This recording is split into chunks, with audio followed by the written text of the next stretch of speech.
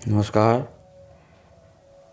आज हम बीए द्वितीय वर्ष के द्वितीय प्रश्न पत्र में उपेंद्र नाथ अश्क जी के व्यक्तित्व व कृतित्व पर अगले चरण में उनके काव्य ग्रंथ, संस्मरण, पुरस्कार आदि पर चर्चा करेंगे।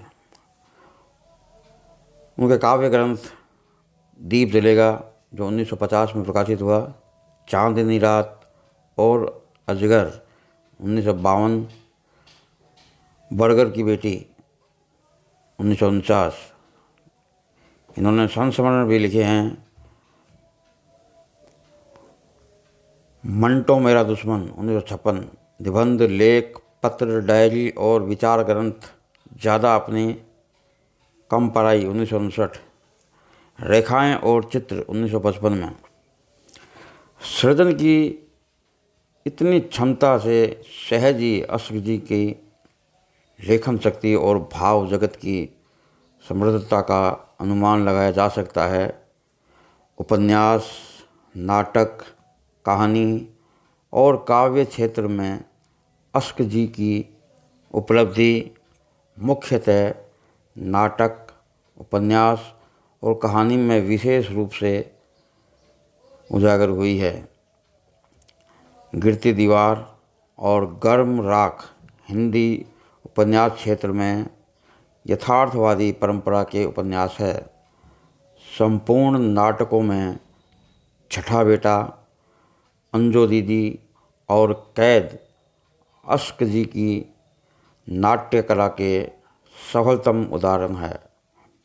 छठा बेटा के शिल्प में हास्य और व्यंग्य, अंजो दीदी के स्थापत्य में व्यावहारिक रंगमंच के सफलतम तत्व और शिल्प का अनूठापन तथा कैद में स्त्री का हृदयस्पर्शी चरित्र चित्रण तथा उसके रचना विधान में आधुनिक नाट्य तत्व की जैसी अभिव्यक्ति हुई है, उससे अश्क जी की नाट्य कला और रंगमंच के परिचय का संकेत मिलता है।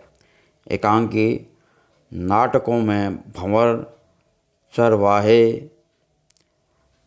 चिलमन, तौलिए और सूखी डाली अश्क जी की एकांकी कला के सुंदरतम उदाहरण है। सभी एकांकी रंगमंच के स्वायत्त अधिकारी है। अश्क जी की कहानियाँ प्रेमचंद के आदर्शोन्मुख यथार्थवाद अथवा विकास क्रम से प्राप्त विशुद्ध यथार्थवादी परंपरा की है।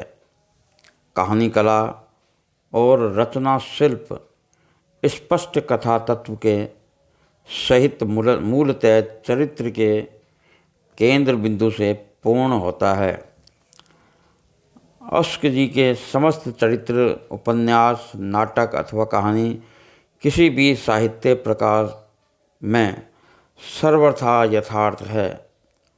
उनमें सामाजिक और वैयक्तिक जीवन की समस्त विधाएं, समस्त समस्याओं, राग द्वेष का प्रतिनिधित्व होता है। उपेंद्र नाथ अश्क जी को सन 1972 में सोवियत लैंड नेहरू पुरस्कार से भी सम्मानित किया गया था।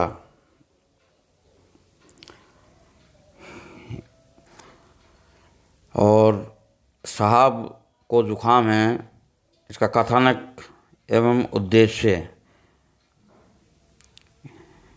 इसका उद्देश्य एकांकी साहब को जुखाम के माध्यम से लेखक ने साहित्य जगत की अंदरूनी राजनीति और साहित्यिक खेमेबाजियों को उजागर किया है। अपने आप को श्रेष्ठ व दूसरे को दोयम दर्जे का सिद्ध करने के लिए साहित्यकार किस प्रकार चालें चलते हैं, गुट बनाते हैं और दूसरे लोगों को असफल करने का प्रयास करते हैं, इन सभी स्थितियों का आकलन एकांकी में देखने को मिलता है। साहित्य जगत से जुड़े लोग बुद्धिजीवी और संवेदनशील माने जाते हैं, लेकिन साहित्य संसार का अंदरूनी पहलू भी दाव पेचों, तिगड़ंबों और स्तरहीन राजनीति से जुड़ा हुआ है। इन सब वास्तविक स्थितियों को उजागर करने का सराहनीय प्रयास लेखक द्वारा एकांकी के माध्यम से किया गया है। साहब को जुखाम है एकांकी में लेखक ने नाटक करने वाली मंडलियों की समस्याओं और आंतरिक राजनीतिक दांव पेचों का चित्रण किया है। अष्ट जी की अन्य एकांकियों की तरह इस एकांकी में भी मध्यम वर्गीय मानसिकता, छल कपट, महत्वाकांक्षा और क्षुद्रता आदि का अंकन किया गया है। एकांकी की रचना रंगमंच को ध्यान में रखकर की गई है। एकांकी को किसी भी छोटे बड़े शहर में आराम से खेला जा सकता है। एकांकी की कथा वस्तु सीधी और सरल है। नगर की एक नाट्य संस्था आर्ट सर्किल द्वारा एक नाटक मंचित किया गया है। नाटक का नाम शहजादा सलीम है। नाटक के मंचित होने वाले उपलक्ष्य में शहर के धनी व्यक्ति और आर्ट सर्किल के मेंबर श्री दत्त एक चाय पार्टी का आयोजन करते हैं, जिसमें नगर के अन्य रंग कर्मियों को बुलाया जाता है। लेकिन जब आमंत्रित लोग दत्त साहब के बंगले पर पहुंचते हैं तो वहां न दत्त साहब है, न उनका सेक्रेटरी, न चपरासी। आर्ट सर्कल का कोई भी सदस्य चाय पार्टी में शामिल नहीं होता है।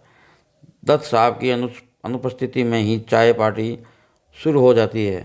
दत्त साहब से मिलने के लिए इस पार्टी में मोहन गुप्ता नामक लेखक भी आया हुआ है और बरामदे में बैठा उनका इंतज़ार कर रहा है। इस बीच आमंत्रित रंग कर्मियों में भी से अनेक लोग बारी बारी से आते हैं और दत्त साहब और आर्ट सर्कल के सदस्यों के बारे में पूछते हैं। पार्टी में आमंत्रित लोगों की बातचीत से पता चलता है कि आर्ट सर्कल में शहजादा सलीम और अनारकली की भूमिकाएं अभिनीत करने को लेकर फूट पड़ गई है। बातचीत से आर्ट सर्कल के अंदरूनी विवादों के विभिन्न पहलू और आंतरिक राजनीतिक सामने आती है। बातचीत से पता चलता है कि नाटक में सलीम व अनारकली की भूमिकाओं को लेकर क्या क्या तिगड़म में की गई है। एकांकी में नगर की अन्य नाट्य मंडलियों, नाट्य निर्देशकों तथा नाटककारों की भी पोल खुलती है। बातचीत के दौरान ही दत्त साहब के चपरासी और सेक्रेटरी के द्वारा पता चलता है कि दत्त साहब को जुखाम हो गया है। आमंत्रित सदस्य एक एक कर विदा होते हैं। मोहन गुप्ता को सेक्रेटरी द्वारा रोक लिया जाता है। दत्त साहब वहां पहुंचते हैं। पता चलता है कि जुखाम तो केवल बहाना था। असली बात है कि आर्ट सर्कल अपने सदस्यों की आपसी खींचातानी के कारण टूट गया है। अब दत्त साहब शहजादा सलीम की मुख्य अभिनेत्री के साथ मिलकर एक नई संस्था रंगध्वनि स्थापित करने की योजना बना रहे हैं, जिसमें वे मोहन गुप्ता का नाटक खेलेंगे।